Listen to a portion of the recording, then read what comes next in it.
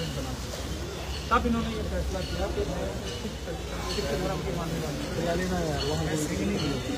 मैं अपना न्याय नहीं, ये देश के ऐसे लाखों प्रोफेसर को जिनको नौकरियों से निकाला गया है, जिनको नौकरियाँ छीन ली गई है आरक्षण के द्वारा, तो सबको नौकरियाँ दिलवाऊंगी। और सभी छात्रों को एक यूनिवर्सिटी में नहीं बल्कि पूरे देश की सारी यूनिवर्सिटी में पढ़ते हैं, जिनकी हकमारी होकर लाखों छात्रों की हकमारी होगी, उनको वापस उनका न्याय दिलवाऊंगी। ये लड़ाई लड़ने के लिए जो उन्होंने जिला उठाया इसमें हम सब इनके साथ हैं। और इसीलिए 6 तारीख आने वाली 6 फरवरी को सुबह 10 बजे से जहां इस लड़ाई का बिगुल बजा था 4 नंबर गेट दिल्ली यूनिवर्सिटी की 8 टिकट 6 तारीख को सुबह 10 बजे 6 फरवरी सुबह 10 बजे 4 नंबर गेट दिल्ली यूनिवर्सिटी की 8 टिकट। वो आंदोलन जो अब 155 दिन से ज़्यादा से चल रहा है, वो एक सबसे बड़े रूप में 6 तारीख को नजर आएगा। और फिर हम लोग वहाँ से न्याय लेके ही उठेंगे। ऐसा हम सब लोग इसी चीज़ के लिए हम इजाज़त ले लें, ताकत ले लें। आज यहाँ अकाल तख्त साहब ईवीएम का ईवीएम का मुद्दा भी, अगर ईवीएम का मुद्दा ही सुलझ जाए, अगर चुनाव ईवीएम से ना हो तो देश की जनता ने आप तय कर लिया, तो ऐसी बेईमान सरकारें आएंगी नहीं। बाबा साहब डॉक्टर भीमराव अम्बेडकर ने जो संविधान से सभी लोगों को अपना धर्म पालन करने की पूरी आज़ादी दी है, सभी गरीबों को अपना न्याय यानी कि खुशहाली भरा न्याय हासिल करने का जो रास्ता दिखाया है, उसको आज की तारीख में पिछले 10 सालों से ईवीएम के जरिए से छीन लिया गया। बाबा साहब के संविधान ने क्या किया कि देश के एक नागरिक को इस देश का मालिक यानी राजा बना, वो कैसे एक वोट का अधिकार देकर सब।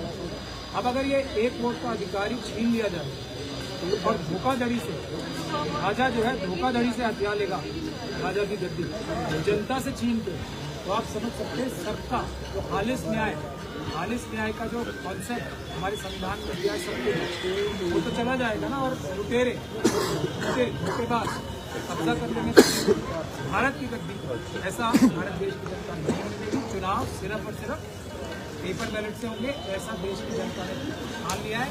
जैसा रिस्पॉन्स हमें मिल रहा है, जो हम लोगों को हमारे नीति बरसाती में जो आंदोलन शुरू किया है ईवीएम हटाओ संयुक्त मोर्चा में, इसको जैसा रिस्पॉन्स पूरे देश में मिल रहा है, देश की जनता 95% से ज़्यादा जनता जागरूक हो चुकी है।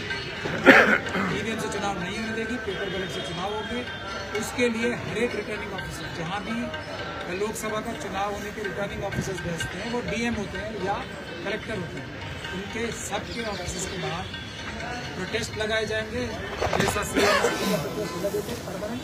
और जो स्टेट के अंदर जहाँ भी ईवीएम मशीन है गोडाउन में, वहाँ पे प्रोटेस्ट लगेंगे, परमानेंट प्रोटेस्ट। और जो स्टेट कैपिटल वहाँ पे परमानेंट प्रोटेस्ट लगेंगे। हम लोग किसी भी हालत में किसी भी कीमत पे चुनाव जो है ईवीएम से नहीं होने देंगे, पेपर बैलेट से चुनाव होगा। और पंजाब जो देश को रास्ता दिखाता आया है हर जगह से, वो रास्ता दिखाएगा देश को पेपर बैलेट से चुनाव करवा कर भी। कोई कानूनी अड़चन नहीं है, चुनाव सस्ते होते हैं, चुनाव जल्दी होते हैं, चुनाव सुरक्षित होते हैं, पेपर चुनाव होते हैं। तो 2 इशू है, दोनों पंजाब से कनेक्टेड है। एक बरसाली तो सिंह, एक सिंघनी है, वो देश को न्याय दिलाने के लिए अपनी लड़ाई के साथ साथ पूरे देश के जो टीचर्स हैं, प्रोफेसर्स हैं यूनिवर्सिटी के और छात्रों की लड़ाई के लिए आगे निकले। आशुतोष तो एक स्टूडेंट लीडर हैं दिल्ली यूनिवर्सिटी के। एडवोकेट बेनीवाल साहब हैं, हमारे भाई मंजिल नौटियाल साहब हैं, टीम आर्मी जय भीम के अध्यक्ष। और गुरुओं की फौजें बाबा राज सिंह और बाबा कुलविंदर सिंह हमारे पीछे खड़े हैं। तो आप देख सकते हैं ये दोनों दोनों मुद्दे जो हैं एक दूसरे से कनेक्टेड हैं। ये इसमें फतेह की दुआ कर रही है।